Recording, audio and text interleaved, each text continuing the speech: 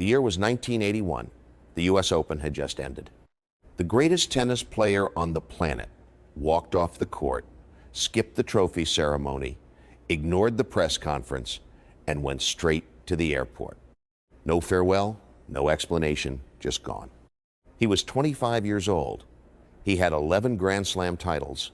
He had just played one of the greatest matches anyone had ever seen, and he was done.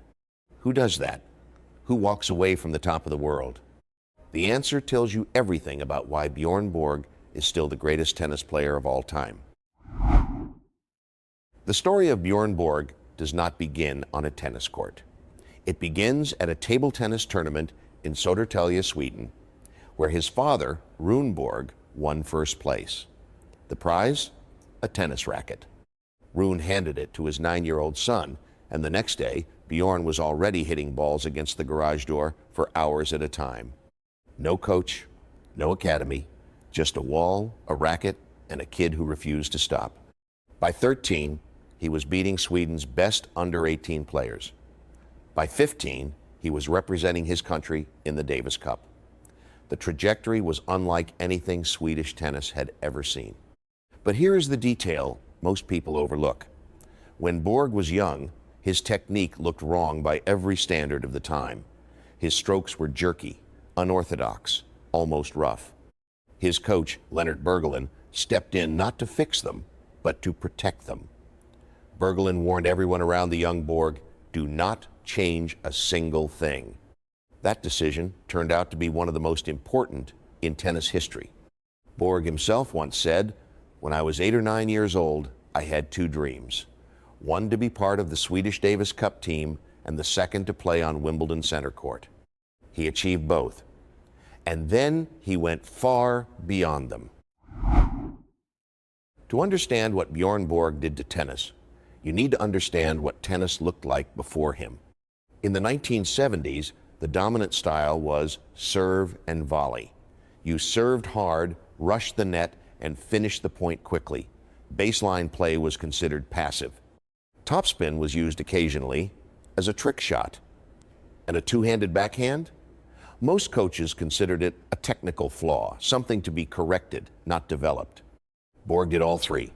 Heavy topspin on every shot, a two-handed backhand with explosive power, and he stayed at the baseline, grinding opponents down point by point, game by game, set by set.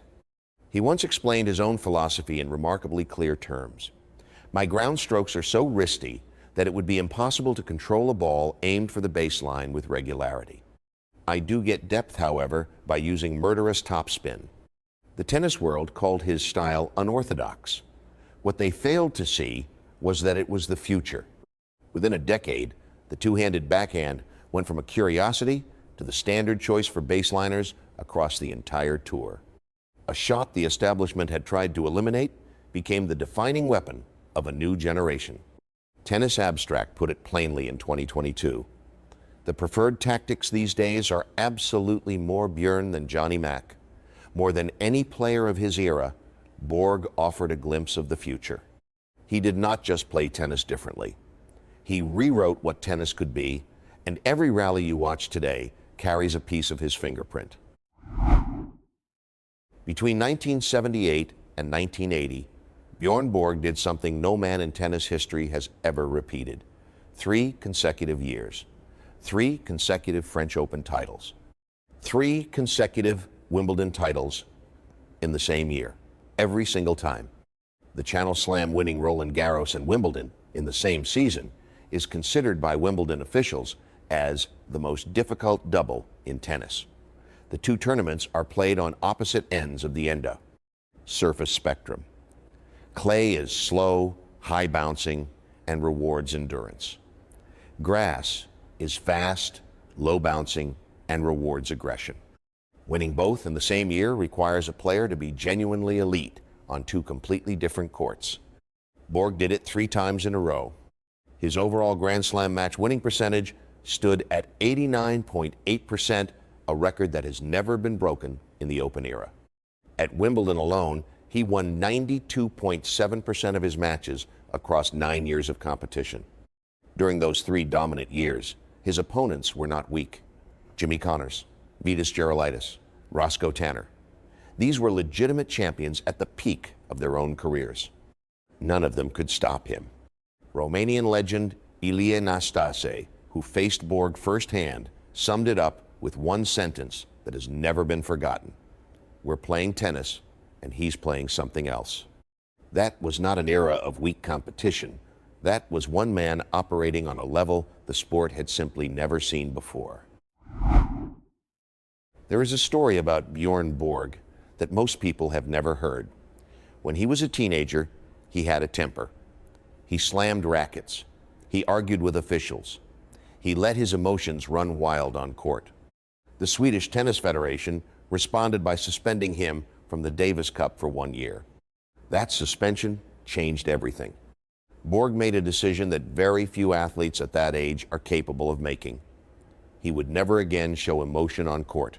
Not frustration, not joy, not fear. Whatever was happening inside, the outside would remain completely still.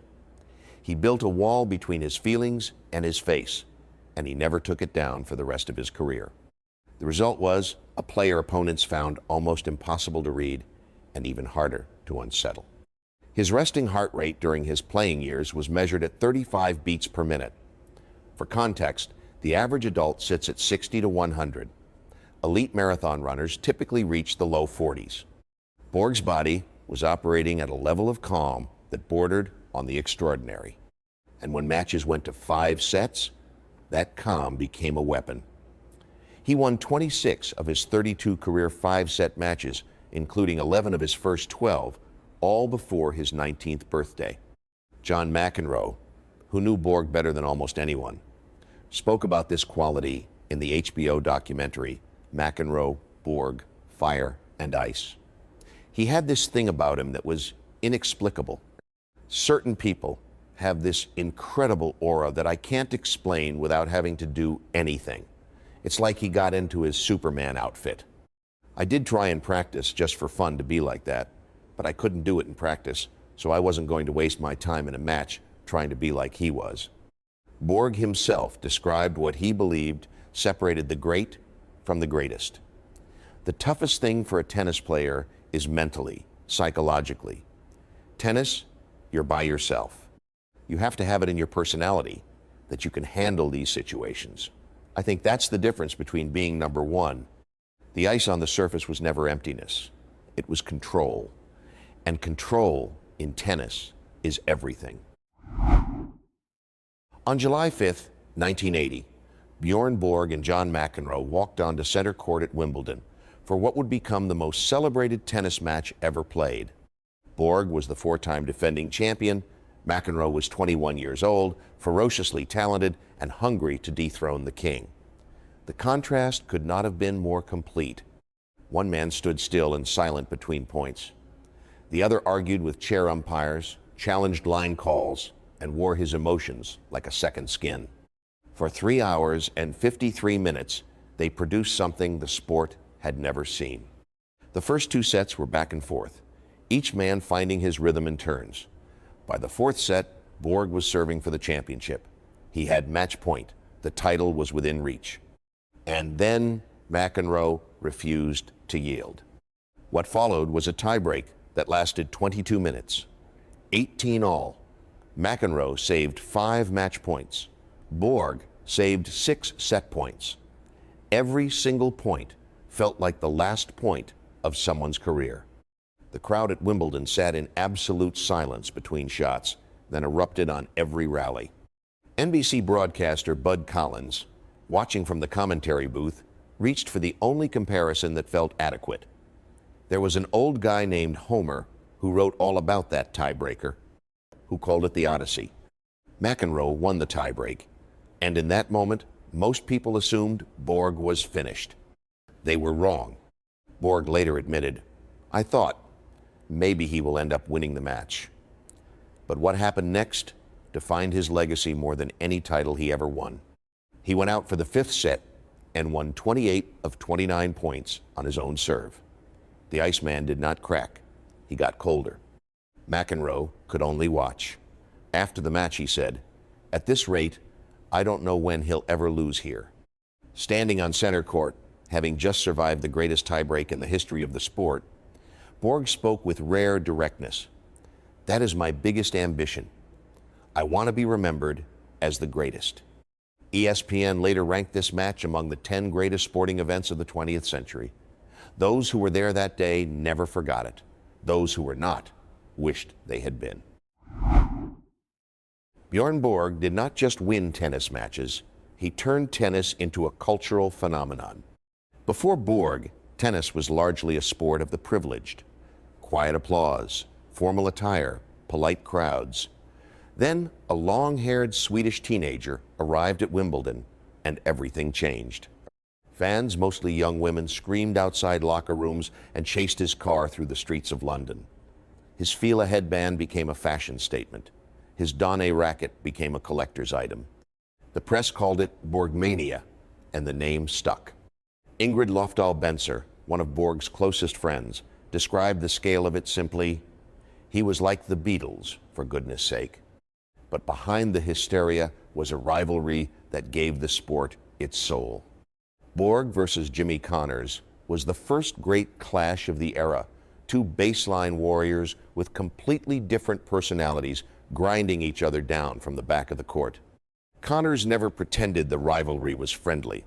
He said years later, "I had true rivalries. Not only did I want to beat my opponent, but I didn't want to let him up either. I had a rivalry with Mac, Lendl, Borg. Everybody knew there was tension between us. That's what's really ingrained in my mind. This is real." Then came McEnroe, and the contrast became something beyond sport. What made the Borg-McEnroe rivalry extraordinary was not just the tennis. It was the friendship underneath the competition. During one match, McEnroe was losing his composure entirely. Borg walked past him between points and said quietly, "Just take it easy. McEnroe won that match." But afterward, Borg reflected, "After that particular match, we got such respect from each other, not only on the tennis court, but even outside. Good friends. Fire and ice. But in the end, just two men who made each other and the sport greater." Every GOAT debate eventually comes down to the same objections. So let us address them directly. He only won 11 Grand Slams. Yes, he also retired while physically at his peak.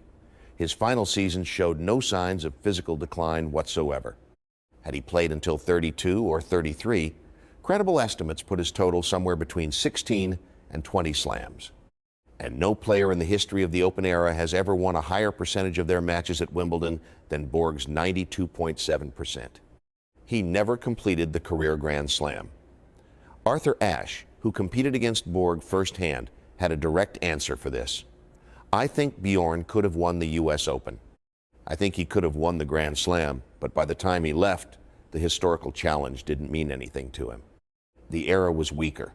Consider who he was beating. Jimmy Connors won 109 career titles. John McEnroe won 77. These were not soft opponents. These were all-time greats at the peak of their powers, and Borg beat them more often than not. His career was too short." This is perhaps the weakest argument of all. Borg never had a bad year. He never declined on tour. Every single season he competed, he was the best or among the very best in the world. Longevity is not the only measure of greatness. Dominance is. After the 1980 Wimbledon final, after the War of 18 All, after Borg somehow found another gear when the whole world expected him to collapse, he said something quietly revealing. He felt it that day. Not defeat, something quieter and more unsettling than defeat.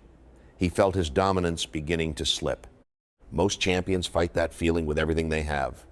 Borg simply observed it. In 1981, McEnroe beat him in the Wimbledon final. Borg walked off center court without attending the trophy ceremony. No speech, no handshake with officials. He was gone before the crowd had settled. 2 months later, McEnroe beat him again at the US Open final.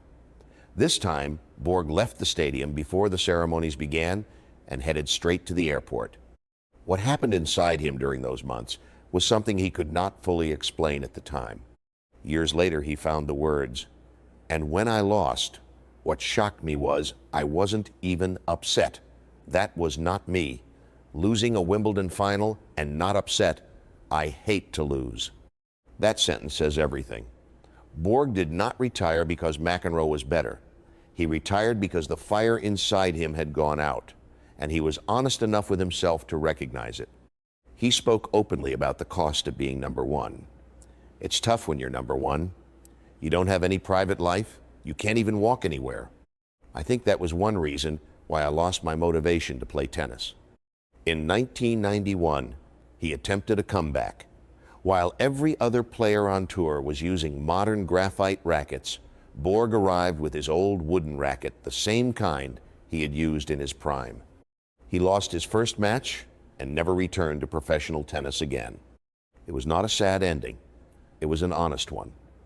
He had given everything the game had asked of him, and when he had nothing left to give, he walked away with his dignity, his records, and his legacy completely intact. Consider what Bjorn Borg left behind. When he arrived on tour in the early 1970s, the two-handed backhand was considered a flaw. Coaches corrected it. Purists mocked it. Within a decade of Borg making it his weapon of choice, it had become the standard grip for baseliners across the professional tour. Today, the overwhelming majority of players on both the men's and women's circuits use a two-handed backhand. Every single one of them owes something to a boy from Sodertälje who refused to change. The heavy topspin baseline game, he pioneered the relentless, high-bouncing ground strokes that pushed opponents behind the baseline and wore them down physically and mentally, became the defining architecture of modern tennis. You see it in Rafael Nadal's forehand. You see it in Novak Djokovic's movement and positioning. You see it in Carlos Alcaraz's explosive baseline exchanges. The game being played at the highest level today is, in its fundamental DNA, the game Bjorn Borg invented. His son, Leo Borg, is now a professional tennis player, carrying the name and, by all accounts, something of the quiet intensity that made his father legendary. And Borg himself? He found what he was looking for after tennis. He said it without drama or nostalgia. I had a great tennis career. I have no regrets. But to find peace with yourself and to finally be with your family, I'm probably the happiest guy in the world. That is not the statement of a man haunted by what he left behind. That is the statement of a man who knew exactly what he had accomplished. Federer won 20 Grand Slams. Djokovic won 24. The numbers are larger. The careers were longer. But here is the question worth sitting with. Which of them, in 7 years of professional tennis, changed the way the entire world plays the game? Bjorn Borg walked away at 25. He left no decline on record, no bad seasons, no years where he was chasing something he used to be. Just 11 Grand Slams, an unbroken Wimbledon record, and a style of play that every professional on earth still uses today. He said it best himself, long before anyone was ready to agree. If you're afraid of losing, then you daren't win. Bjorn Borg was never afraid. And that is why, decades later, the argument still begins and ends with him.